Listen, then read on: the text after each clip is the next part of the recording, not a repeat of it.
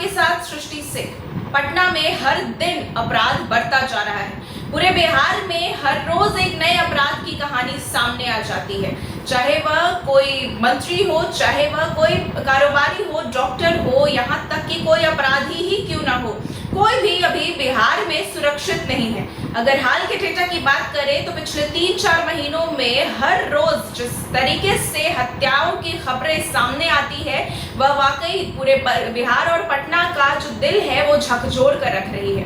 आपको हम बता दें कि अगर बीते 10 दिनों की बात करें तो बीते 10 दिनों में करीबन 15 हत्याएं हो चुकी है, चाहे वह डॉक्टर हो, कारोबारी गोपाल खेमका हो, या फिर अपराधी चंदन मिश्रा ही क्यों ना हो, या फिर अटल पथ पर जांच कर रही पुलिस की हत्या हो।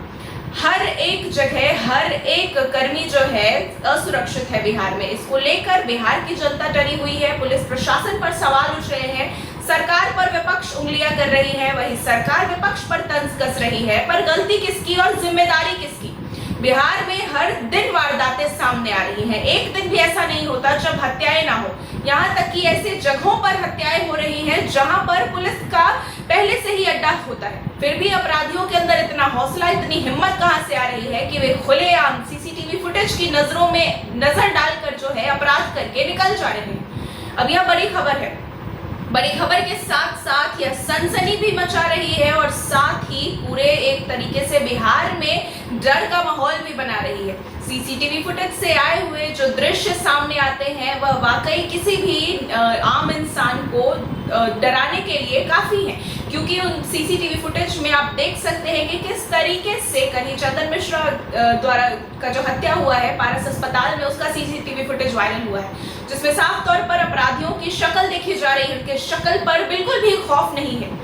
पिछले 15 दिनों में जो है कई हत्याएं, 20 हत्याओं की खबरें सामने आ चुकी है और ये सिर्फ पटना का सिलसिला है। पटना, बिहार और अगर हम पूरी राजधानी की बात करें तो काफी लोग मारे जा रहे हैं और कुख्यात बचकर आराम से निकल जा रहे हैं। इसको लेकर जो है अभी बिहार सरकार पर विपक्ष हमला कर रही है। तेजस्वी यादव, मुकेश सहनी हमला कर रहे हैं। जल स्वराज की अगर हम बात करें, संस्थापक प्रशांत किशोर ने भी मौका नहीं छोड़ा है और इस बहती गंगा में हाथ धो लिए हैं। हालांकि अगर हम सरकार की बात करें तो सरकार का कहना है कि यह विपक्ष द्वारा की गई नीति है और साथ ही उन्होंने यह भी साफ तौर पर कहा है कि जैसे जैसे चुनाव आते हैं, चुनाव के वक्त इस तरीके की घटनाएं आपको बढ़ती हुई दिखाई देती है, क्योंकि विपक्ष को डर होता है कि वापस से ही सरकार बनने वाली।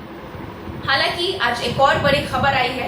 एडीजी कुंदन कृष्णन का बयान, जिसने सनसनी मचा दी है, एक तरीके से जो है कंट्रोवर्सी क्रिएट कर दी है।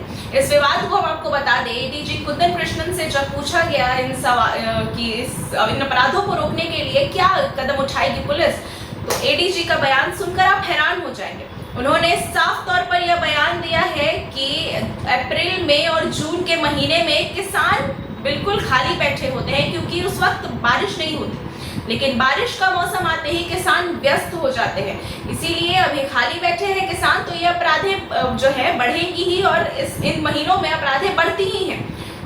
हालांकि इस पर साफ तौर पर सरकार ने अपनी नाराजगी जताई है। अभी राज्य सरकार के मंत्री विजय कुमार सिन्हा, जो उप मुख्यमंत्री भी है बिहार के, उन्होंने साफ तौर पर इस पे आपत्ति जताई है और अपनी नाराजगी जताते हुए उन्होंने इसका समर्थन ना करने की बात कही है। साथ ही हम आपको बताते चले कि कई जो है तेजस्वी यादव की अगर हम बात करें तो उन्होंने साफ तौर पर यह कटाक्ष किया है और उनसे कहा है कि यदि सब लोग गरीब और निर्बल और किसानों पर ही आरोप प्रत्यारोपण का गेम खेलेंगे तो फिर जिम्मेदारी कौन लेगा और कानून व्यवस्था को सुचारू रूप से चलाने का काम आखिर किसका होगा।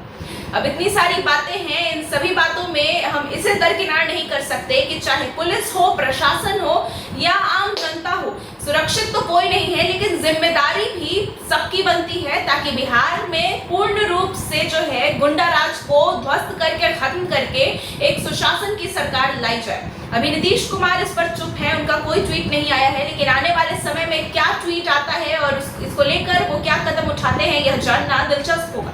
अभी फिलहाल के लिए इतना ही। देश और दुनिया की बाकी खबरों को जानने के लिए हमारे साथ बने रहें, हमारे YouTube पेज को फॉलो करें, इस वीडियो को लाइक करें, कमेंट करें और देखते रहें अशोका न्यूज़। धन्यवाद।